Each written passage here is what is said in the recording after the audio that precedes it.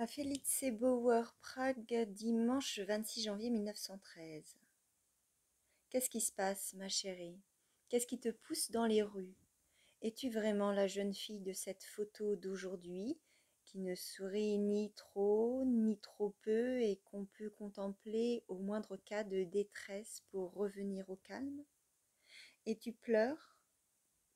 Allons, tu prétends que je suis perturbée par toi, alors qu'il n'y a rien d'autre qui transparaît sur la photo que mon incapacité, celle-là même que tu as déjà éprouvée par toi-même et que tu devras encore, je le crains, ma pauvre, assez souvent subir. Mais dis-moi franchement comment ta vie a évolué depuis que tu me connais.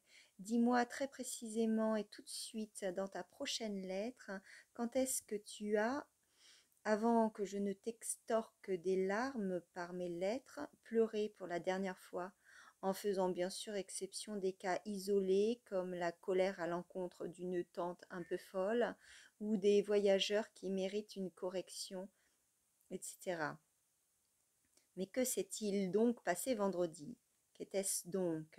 Y avait-il dans ma lettre des tourments cachés dont je ne sais rien moi-même? Est-ce l'effet ultérieur d'une lettre précédente qui ne s'est fait sentir en mauvaise part que maintenant? N'en suis-je peut-être même pas la raison? Qu'était-ce alors? Du surmenage? Mais tu n'es pas une fille à se laisser troubler sans une raison précise et instantanément efficiente. Ma chérie, dis-le-moi, pense que tu te parles à toi-même. Mon roman, avant-hier soir, je me suis déclarée totalement vaincue par lui. Je le vois se déliter, je ne peux plus le contenir, je n'écris sans doute rien qui soit totalement sans rapport avec lui, mais ces derniers temps, ça s'est par trop relâché, des inexactitudes sont apparues et elles ne veulent plus disparaître.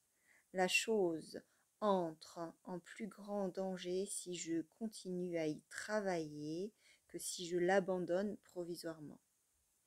De plus, je dors depuis une semaine comme si j'étais au poste de veille. À tout instant, je sursaute. Les maux de tête sont devenus une institution périodique et certaines manifestations plus ténues et plus changeantes de nervosité n'en finissent pas d'opérer sur moi. Bref, je vais complètement cesser d'écrire et je vais provisoirement, rien que pour une semaine, mais en fait peut-être bien plus longtemps, ne rien faire d'autre que me reposer. Hier soir, je n'ai plus écrit et j'ai déjà incomparablement mieux dormi. Si je savais que tu te reposes aussi, le repos me serait encore plus cher. Qu'est-ce que cette belle robe légèrement ouvragée que tu portes sur cette photo et que s'est-il passé ensuite? Comment te tiens-tu sur la photo, debout ou assise? Il manque ton bras droit. Cette chose scintillante, est-ce ton médaillon? Mais à quoi peuvent bien servir les photos? Sur la photo, tu as l'air fraîche, des joues rondes, des yeux clairs, tu es comme ta mère et moi voudrions t'avoir, et en réalité, tu es encore éveillée dans ton lit tard le soir et tu pleures. Le livre Les femmes autour de Napoléon, j'en ai déjà entendu parler. Mais les livres constitués de la sorte, je n'ai guère confiance en eux, même si à côté de l'inévitable envie de les lire, je disposais aussi du temps pour le faire. Les recherches de ce genre vivent inévitablement d'exagération. Napoléon a sûrement eu moins affaire aux femmes que ne croit le voir un observateur qui se consacre exclusivement et pour un long moment à l'image de Napoléon et qui va se laisser lentement mais sûrement tirer vers le haut, laissant là toute connaissance ordinaire des hommes et toute espèce d'expérience du monde. J'ai lu un jour un curieux rapport d'autopsie de la dépouille de Napoléon, dans lequel sa réserve face aux femmes, considérée comme une réalité connue, n'était que sommairement évoquée. En témoigne aussi, en dépit d'une apparente contradiction, la façon dont il rédige des lettres larmoyantes d'amour à Joséphine et le caractère cru de ses propos en matière sexuelle. Pourquoi penses-tu que je ne suis pas en bon terme avec Max? Nous n'avons, depuis que nous nous connaissons, et cela remonte maintenant à près de 10 ans, jamais été fâchés. Des fluctuations, une telle relation en connaît aussi comme tout ce qui est humain, surtout lorsque j'y prends part de quelque manière. C'est ainsi qu'au fil des ans, j'ai eu beaucoup de choses à me reprocher quant à mon attitude à son égard.